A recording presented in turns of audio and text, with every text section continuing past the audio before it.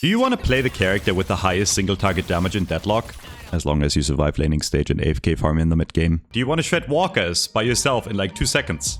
As long as your team distracts the enemy team so you can split push for free. Do you want to backdoor solo kill the enemy patron and win your team the game? Well, you're in the right place. What's up, friends? This is Metro. I've been playing high level Deadlock for over a year, and today we're going to talk about Wraith. How to play her, how to use her abilities, how to buy the right items, and how to make her work and become the hard carry. And the secret tech the pros don't tell you about so you can win your games. Wraith is a hard carry duelist DPS with insane strength in isolated 1v1 fights. She's very bad in laning stage, becomes a bit better in the mid game, but becomes a hard carry in the late game. Wraith really benefits from a lot of spirit items, and most of her damage dealt is spirit, but she does have some gun and vitality items that help her with damage and survivability.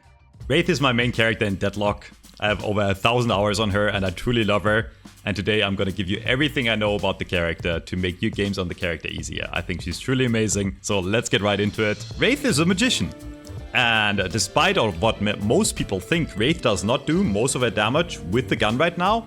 Most of her damage is coming from the cards, okay? The cards is what makes Wraith strong, and the cards is really like the thing you want to learn if you want to learn how to play Wraith. That being said, she's also quite aim intensive because card trick charges up with how many bullets you hit, okay? The more bullets you hit on an enemy, the more your cards will charge. So body shots will charge the cards and headshots will charge the cards twice as fast, okay? So if you hit a lot of headshots, you will get cards back very fast. And then you can throw them out, and cards have this little like mechanic to it where you can aim anywhere and you can control the cards while they're flying. And this is really the main mechanic of Wraith, and the main mechanic that makes her a bit tricky compared to other characters, because it's not super trivial to hit all the cards. If you throw the cards towards an enemy, as long as they're close enough to the enemy, they will track to the enemy and hit them. A lot of the time, the enemy will, when they see you throw cards, duck behind cover or try to dash last second to dodge the card, right? So when you throw the card, you want to make sure that your crosshair is almost always on the enemy, so the cards track to the enemy. Now, there is some tricks you can do where if the enemy dodges around a corner, you can throw the card, and when they get out of your line of sight, you can kind of lead the card towards the corner and hit them that way. The tricky thing is, once the enemy is out of your line of sight, the card will not automatically track to them unless it's really close. So it becomes pretty tricky where you want to time it to where you know the card is like close to the enemy and then curve it around and hit the enemy. I wish I could give you more tips on this, but it really comes down to you using the cards a lot and you practicing the character a lot. I have 1,000 hours on her and I still get frustrated because some cards that you feel like should hit are still gonna miss. That being said, there is some tech to this you can do to make your job easier. For example, if you know an enemy is behind a wall, let's say there's an Infernus that is just sitting on the lane here, and you don't have line of sight on them, you can surprise the enemy by pre-throwing a card and then peeking around and then tracking towards the enemy, right? And that's the way you make the cards hit. So there is a reason Wraith is considered one of the weakest laners in the game, because the cards on level 1 really do like no damage at all. It's like when you start the game, cards do 55 damage, which is basically nothing, right? Like most characters do that much damage with a few bullets or like a burst of their shotgun, okay? So Wraith, until you level cards to level 2, which is the first thing we're going to do in lane, we're going to get cards and we're going to level them to level 2. Until then, you really do no, like almost no damage with the cards. And even after level 2, it's only 100, but all the items we're gonna buy, or most of the items we're gonna buy, are gonna up our card damage, up our spirit power, and the scaling on cards is actually quite good. It's 1.2. Anything above 1 for most characters is considered good. So cards do scale very well, and if you do your job correctly, most of your damage should come from cards. But you still gotta hit your shots, because as long as you hit your shots, you will gain more cards. And then you just kind of wanna, hold down mouse 1 and basically spam your 1 button so you throw a card whenever it's ready. And that's gonna be a mechanic that becomes really essential on Wraith at all points in the game, especially like mid-game and on, because you wanna maximize your DPS output. So what I do still is if I take a fight, I sit there and shoot, and I spam my 1 kinda with everything I do. So whenever I get a card ready, which is going to be very fast, the higher your fire rate, the higher your damage, the faster your cards are going to charge. So every time you throw a card, you're gonna, or every time you have a card, you're gonna throw it out instantly. And that's like the main mechanic you want to practice on Wraith. Okay, so we are skilling cards first in lane. And then we're gonna skill full auto. And I'm gonna go over full auto first and then explain Project Mind. I know I haven't explained the other abilities yet. But full auto used to be a really strong ability. It got nerfed quite a lot. The way you want to think about this ability is it's gonna give you a bit more damage and lifesteal on max level. But because we're gonna max cards first, this is only going to come in later in the game. So full auto, I want you to think of like a damage boost that lasts for 5 seconds at base, and later on in the game it's going to scale with spirits, or later on in the game it's going to last a lot longer.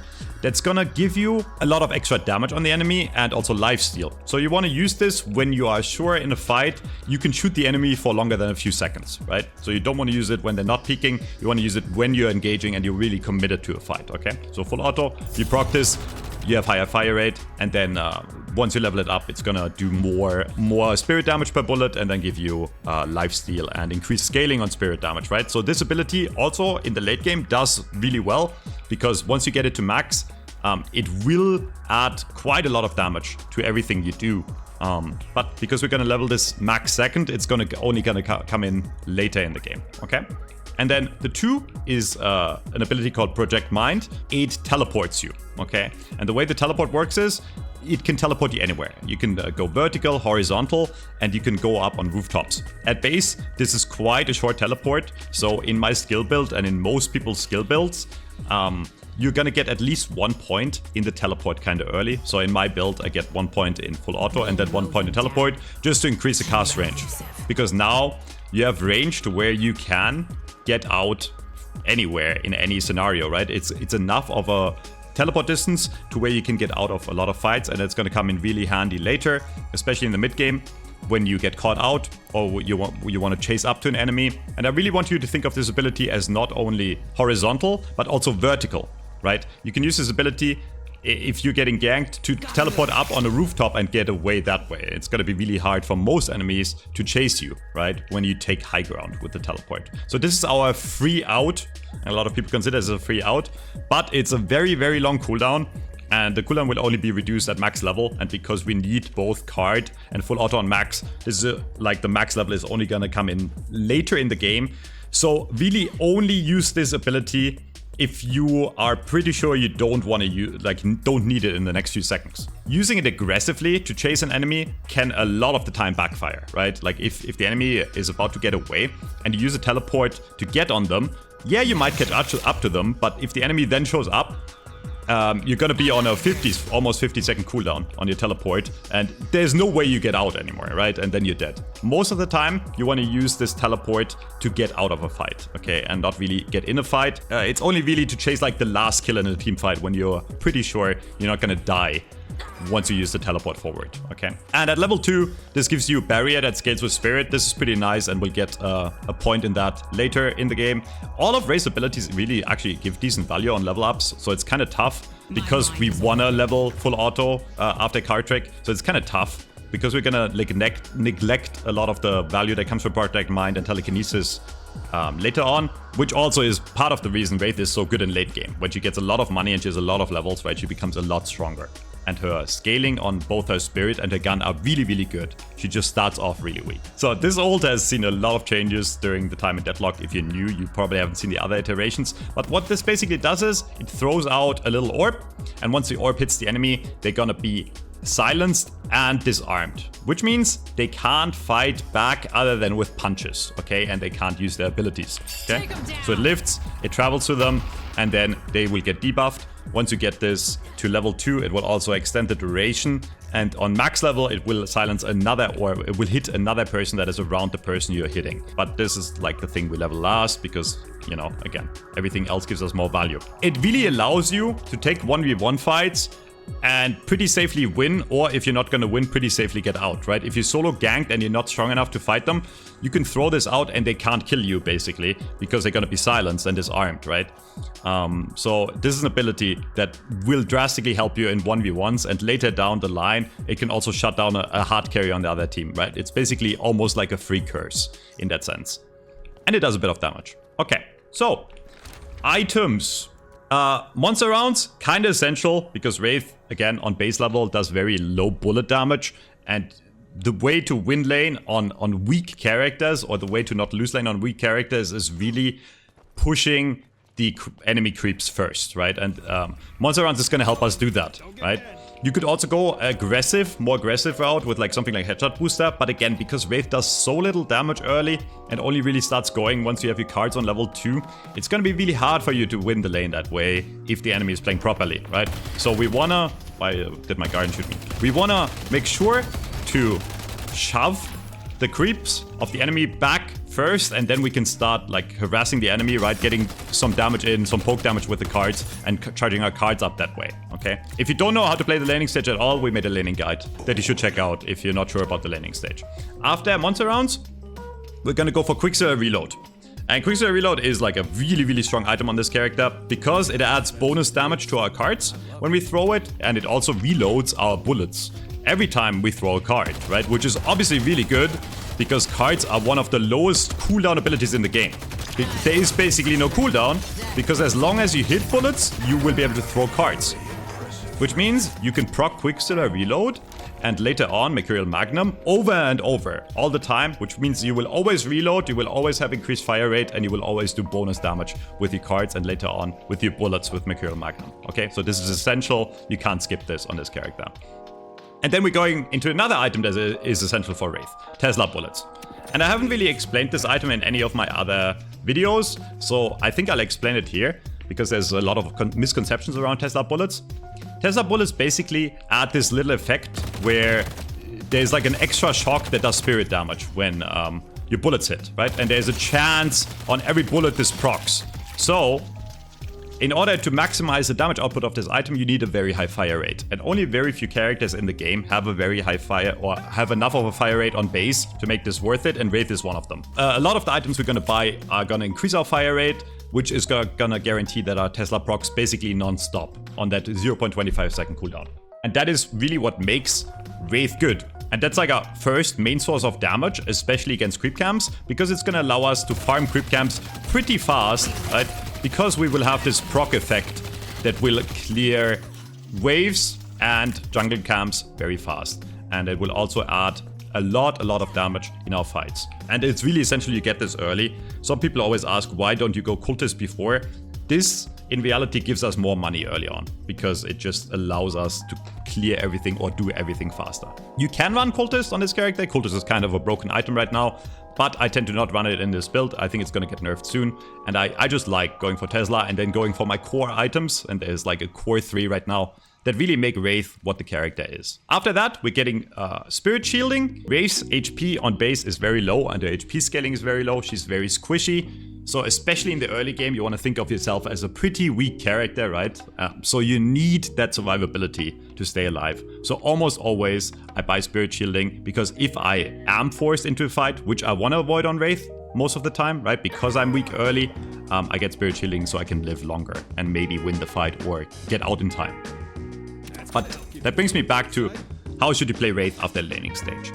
Ideal scenario is, right, you went even in lane, maybe you even won if you played it really well, but then you really wanna sit on a side lane and farm, okay? Wraith needs a lot of money to get online. The sweet spot on Wraith, I would say, is around 20 to 25k, and that's when you can start fighting.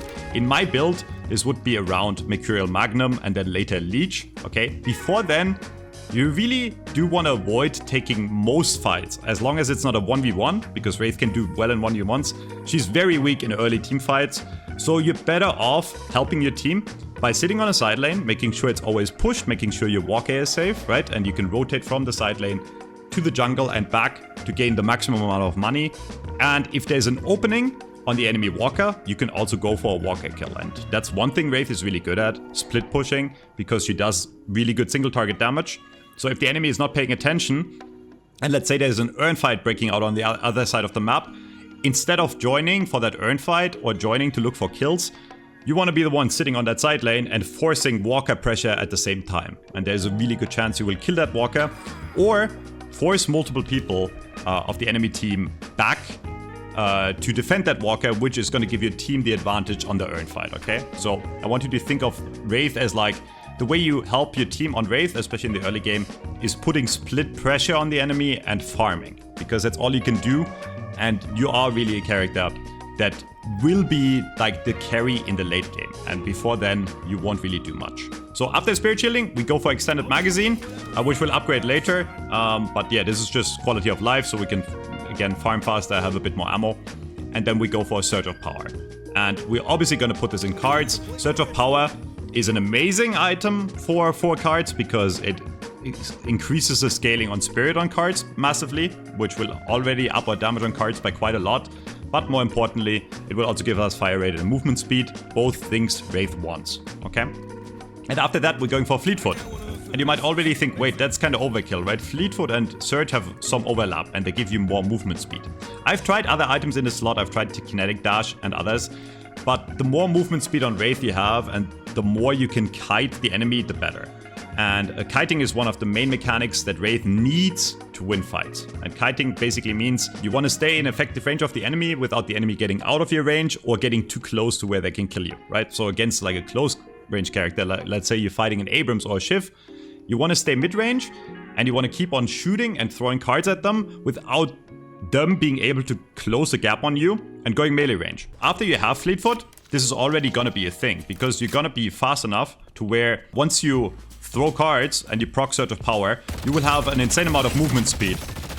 And you can always stay out of their effective range. And if they decide to run away, you can also use this to chase, right? And get back to the enemy in a very fast manner where you have like really, really good movement speed already, 14 meters a second. And at that point, you already have one of the main farming and fighting techniques for Wraith down, which is, at that point, we have enough movement speed to where we can basically perma-slide. And we don't even have to reload, and we can perma-slide shoot, like not really have to reload ever. The way you do this is, basically, you just either proc Fleetfoot or Surge of Power or both. So by using the Fleetfoot active or by throwing a card. And you will have enough movement speed to where you can keep on shooting while sliding. So the way this would look like on a creep camp, for example, is you activate this, and because my movement speed is so high, I can basically keep on shooting and obviously keep on throwing cards, right? Without really ever having to reload. And by the time I have to reload, I have another quicksave reload up and I throw another card, right? So I never have to reload. And you can do the same thing in fights where you keep on sliding and you keep on fighting. And this is really easy to do, by the way. Like, it's gonna take you a bit to learn, but like basically once you have enough movement speed and you proc your cooldowns, all you really have to do is hold your mouse one down, right? And press control. And when you realize you're too slow, you stop for a second and then you go back into the slide.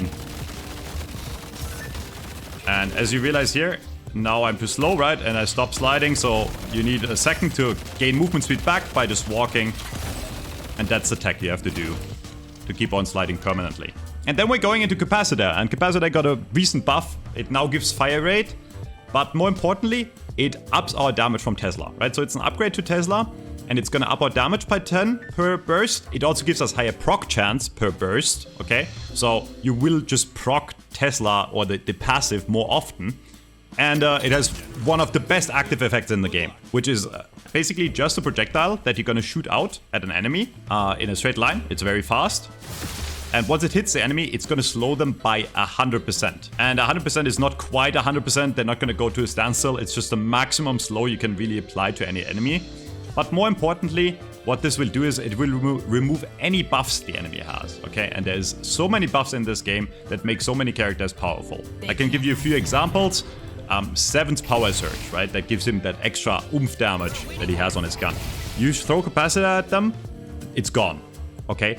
Viscus's Cube is a buff, right? So if Viscus cubes himself or one of his allies, you can throw the Capacitor at the cube, remove it instantly, and keep on shooting and secure the kill that way, right?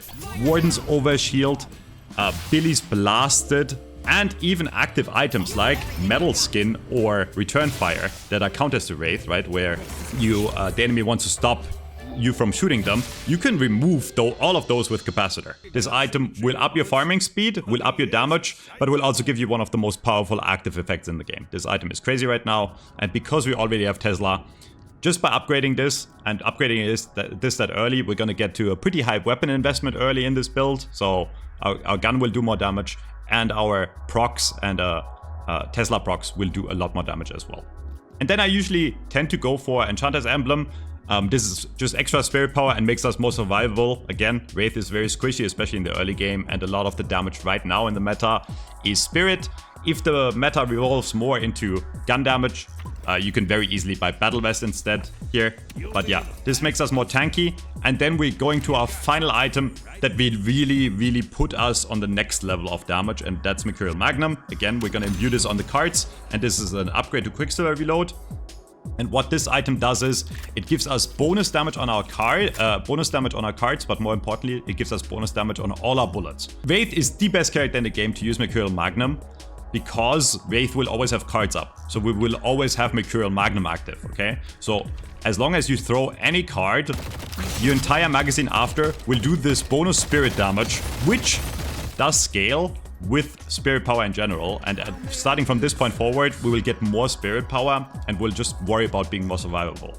But at this point, we start dealing a lot of damage, especially to single targets. Once we start, you know, if we engage in a fight and we use full auto and capacitor and start throwing cards, we will do insane damage to the enemy with both our cards and our gun. But notice how, if you look at the number above, overall, we're doing a lot more spirit damage than we're doing gun damage, right? So while yes, we're shooting our gun a lot, the main damage we're doing is still spirit damage. Spirit damage from the enchanted bullets, our cards, our full auto, and also Tesla. That's all spirit damage, so Wraith is really a spirit damage based character right now. And gun builds used to be really good back in the day when Wraith was stronger with a gun. Spirit is really the way to go right now, and really the only way to make Wraith work.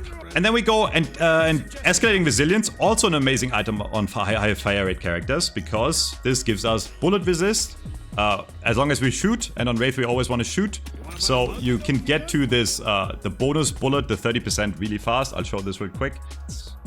So right now we're at 6% bullet damage from Fleetfoot, and if we were to start shooting, we're already at maximum, basically after less than half a second, right? We're at maximum resistances that Escalating Resilience provides us, and this is going to last for 24 seconds. And as long as we hit a single bullet in that time, it will stay active. So this will always be basically maxed out in every fight we have.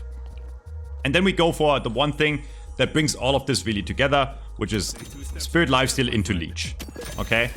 And Leech is really the best lifesteal / survivability option for Wraith. We always want to shoot, so we'll always do some gun damage, but we also always will do a lot of spirit damage, right? You could go for something like Infuser instead if you want to do that.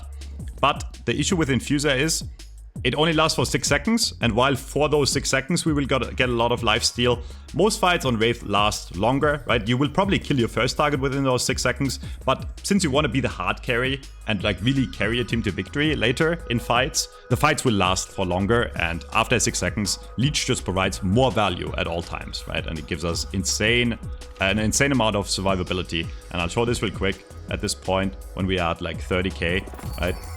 If we drop low, as long as you hit your shots and your abilities, you will gain health back insanely fast, even against a single target. Because you will have the lifesteal from Leech, you will have the lifesteal from full auto, and everything together combined with that just gives you insane survivability. And even after full auto runs out, right? Because you will always shoot and you will always throw cards, you will regen health quite fast. And yeah, then late game, at this point, you're online, okay? At this point, you can win any 1v1 in the game, for sure, and you can win most team fights. The only thing that can really kill you now is hard stuns, because again, we still have pretty low HP, if you look at our HP bar, right? So the one thing that can really shut us down is hard stuns. So you really want to make sure, if the enemy has hard stuns, to buy something like Counter Spell, so you can negate something like a Lash ult, right?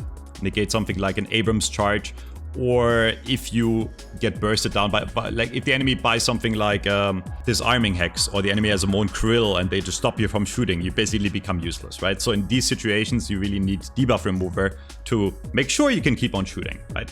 And at that point, we really buy what we need. At that point, you usually have enough damage, so you can buy stuff situationally. If you go up against if the fights last long, and you really shoot for a long time, Siphon is the best choice because it gives you more and more HP the longer you shoot. And Siphon is an amazing choice for Wraith because you will steal every single 0.8 seconds because your fire rate is so high. If you need more damage, Boundless is a no-brainer at this point, right? Because Boundless, if you look at the stats, right now we are at like 106 spirit, and when we buy Boundless, suddenly we're at 175. Which means our card damage just went from, don't let me lie, our card damage went from 240 to 328, plus our capacitor scales with spirit. So our capacitor damage went up, plus our full auto scales with spirit, so our full auto damage went up as well. Boundless also scales the damage of your Mercurial, right? Because it scales with base bullet damage / spirit. So right now it's 67, and once I buy Boundless, it's 99% extra. This provides insane value in terms of damage if you need more on Wraith. A lot of the time I end up where I just want to survive longer, and Spellbreaker is like the #1 choice against Spirit Burst right now because it just reduces a lot of the Spirit Burst damage by quite a lot. And Silencer is also a great option here because you're gonna shoot very fast, so you're gonna proc the silence effect on the enemies very fast, and you're gonna reduce their spirit damage as well. And if the enemy has a lot of hard stuns and you're really the hard carry, which a lot of the time you are at this point, you buy Unstoppable. Because this is going to stop the enemy from Moan Grill grabbing you. It's going to stop the enemy from black holing you. And it's just the hardcore carry item that will make sure you live, right? And usually at this point you do enough damage. And then a late game luxury item would be Diviners. Because when you use ult, you get even more spirit, you get even more health, and you get even more ability duration. But that's enough for now for items. We talked about how to play Wraith in the laning. We talked about how you want to farm and sit on side lane mid game. How do you engage the fights, and who do you focus on Wraith? And that's actually quite important on Wraith. You want to start medium distance. Again, Wraith is most effective on medium engagements. You really want to avoid being like melee range to the enemy unless you chase them down. And a great point to start is also high grounds, right? Because on high grounds, you usually are in range to deal maximum amount of damage without the enemy being able to kill you. But your target priority in fights is really important on this character because you are a single target character that can single burst down an enemy, okay? So #1 priority should be enemy damage dealers in the backline. You will win the 1v1s against them. So I'm talking stuff like Vindicta and Great Talon, right? You come in from the side, you get a lift on that Great Talon or Vindicta, and you just burst them down in 1 millisecond. Okay, that would be a way to start a fight. Okay, you really do want to avoid shooting tanks in specific, unless you have no other target that you can shoot, because they're gonna take the longest to be killed, and you want to, you know, pick them off one by one and take out their damage first, and then you go on to the next target. Okay, so snipers and enemy damage dealers are really essential. And if the enemy has a hard carry, you want to be that person that goes on the hard carry, because you are the harder carry and you're the 1v1 carry, so you can telekinesis anyone on the enemy team that looks scary, right, and kill them that way, right? So you go in, lift them, and use your capacitor, and they will die. Okay, you will kill the enemy if you have enough farm, which you should have at this point, right? So yeah, the rough part about Wraith is really getting to that hard carry stage. Because, like, again, the longer the game goes, the stronger you will get. But especially early on, you will feel weak. So Wraith is more about learning how to get there safely. And safely means using your teleport smartly, right? And if you were to push a walker, there is a lot of spots in this game that you can use to get away or get in efficiently. And I'll show you a few. Let's assume you're on the left side and you're about to push this walker. You always want to make sure you have an escape plan in case you need it, okay? If you shoot this and one enemy comes in and contests you, you can very easily lift them, finish off the walker, and then even maybe finish off the kill, right? But more importantly, again, telekinesis you can use to disable the enemy for 3.5 seconds so they can't do anything to you, right? So there's nothing wrong with ulting that enemy that comes in, finishing the walker, and then seeing if you can get a 1v1 kill. Or if you can't get the 1v1 kill, or there's more than one person showing up, right? First teleport spot would be up here, right? You always want to think of your escape back, where you take the high ground. And for the enemy to catch up to you, they have to take the zipline unless they have movement abilities by for themselves, right? And your teleport is very far. So they will struggle catching up to you, and then you can, you know, run down here or run over here. Use this jump pad if you want, right? Or run this way and then use the jump pad towards middle. There's a lot of escape routes, but high ground is really important. Same for middle. if you were to push the walker here in middle, you can jump up this high ground, push here. And if the enemy jumps you, right, you can either go straight through and go up this high ground and escape this way, where the enemy is going to have a tough time following you. Or, on the same page, you can go back to this high ground here. And let's say you're shooting the walker here, enemy contest, you go up here, right? You take the way out to here and you just get out, right? So as long as you have teleport up, you really shouldn't die because, you know, it is a great ability. There is some really iffy stuff about this teleport though, okay? If you are close to like an object, it might be that your cast is stuck right next to you, where sometimes accidentally you teleport into a wall. And this happens to me daily still. And it's really a thing that comes over time where you just want to take that extra 1 second to make sure that where you're aiming at is suddenly not stuck, right? Because in panic, let's say someone is coming from here and you want to escape this way. In a panic, right? If you throw out the teleport and you suddenly get stuck here, you're fucked, right? So take that extra millisecond to make sure you see the animation like pretty far away from you to take that teleport. Yeah, same thing for this walker. If you are pushing the right side walker, right, again, high ground is your friend, so you push here, and if the enemy comes in, you teleport to this high ground, and then you can very easily escape over the rooftops. And this is like really safe because there's also jump pads right here, where you just get out for free. Otherwise, even if you're in a close fight later on in the game, and you don't really escape, but you're not really sure you're gonna win the 1v1, you can use the teleport to like just teleport right behind the enemy and get that overshield, right? At this point, by the way, I have like 700 overshield, so it's basically another 700 HP. So you can use this to distract the enemy / buy yourself an extra 700 HP to win the fight, okay? So don't only think of Project Mind as like an escape tool. It's also a tool to let you win fights that are kind of close. I talked about the basics of the cards earlier in this video. A few things, okay? If you are close to an enemy bot and you throw the card, a lot of the time the card just goes over their head and misses completely. So, especially if you're in a close fight, you shoot at their feet and you want to aim the card at their feet to just guarantee that the card hits, okay? So if you're very close, you throw the card at their feet. If you're medium range, it should be fine to where you throw the card like just straight at them. And if the enemy is very far away, again, there's nothing wrong with throwing the cards a bit higher. Because if you throw it like right at them here, there is a chance I will just hit that wall. And I don't know if I'm going to, but like there is a chance, yeah, exactly. You will just hit that wall and not hit them. So what you do in like longer situations, you throw a bit higher and then you curve them down when the card is about to hit the enemy. Yeah, so I could explain like so many scenarios with the cards, but again, all comes back to like just practice throwing them. It will come naturally over time and you will have to put some time into Wraith. She's a deceptively easy character to learn, but then like there is actually some like high skill ceiling to her. And people always hate for me for saying Wraith is hard because they get shit on in like lower lobbies by this character. Yeah, once the character gets farmed, she is crazy, right? But you have to get to that point, and especially in higher ranked lobbies, if you climb higher and higher, the enemy will be very good at punishing you. Just to reiterate, don't lose your lane. You want to get Tesla around 8 minutes. If you don't get Tesla around 8 minutes, or even if you do, the first thing you want to do at 8 minutes is farming some Sinners.